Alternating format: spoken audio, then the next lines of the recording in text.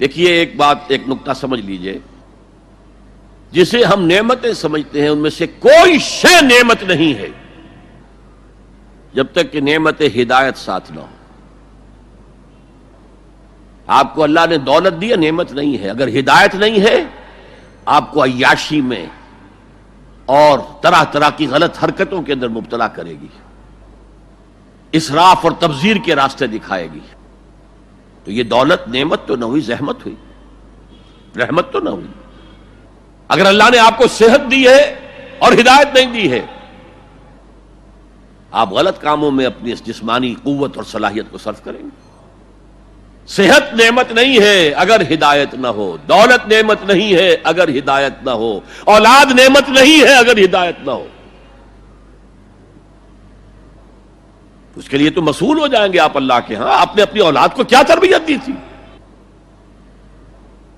نعمت ہدایت، ہدایت ہے وہ شے، اس کے ساتھ جڑ کر جو چیز آئے وہ نعمت ہے، اس کے بغیر کوئی نعمت نعمت نہیں۔ اور الہدا قرآن حکیم ہے، تو عظیم ترین نعمت قرآن ہے، خیر اعظم قرآن ہے۔ میں ابھی آپ کو وہ حدیث سنا چکا ہوں، هو حبل اللہ المتین وهو الذکر الحکیم وهو الصراط المستقیم، جس کے آخری الفاظ جو ہیں وہ بہت ہی فصاحت اور بلاغت اور اس میں جو جوش اور جذبہ ہے، واقعتاً یہ حدیث جو ہے یہ اپنی فصاحت اور بلاغت کے اعتبار سے قرآن مجید کے بہت قریب پہنچ جاتی ہے۔ من قال به صدقہ، من عمل به اجرا، ومن حکم به عدلا، ومن دعا الیہ ہدی الی صراط مستقیم۔ جو اس قرآن کی بنیاد پر کوئی بات کہے اس نے سچ کہا، جو اس قرآن کے پر عمل کرے اس کا اجر محفوظ ہے، جو اس قرآن کی روح سے کوئی فیصلہ کرے اس نے عدل کیا، اور جو اس قرآن کی طرف بلائے کسی اور کو ہدایت ہو نہ ہو اس کی ہدایت تو ہو گئی، انشورڈ۔ ومن دعا الیہ ہدی الی صراط مستقیم۔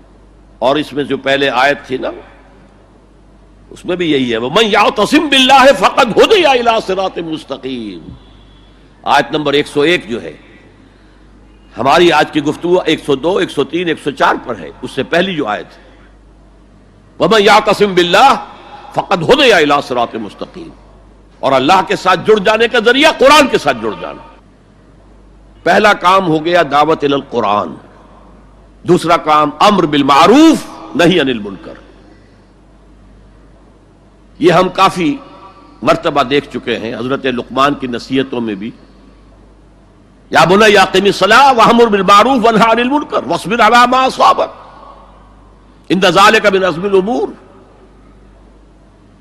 اب یہاں پر بھی وہی آیا، نیکی کا حکم دے، بدی سے روکے۔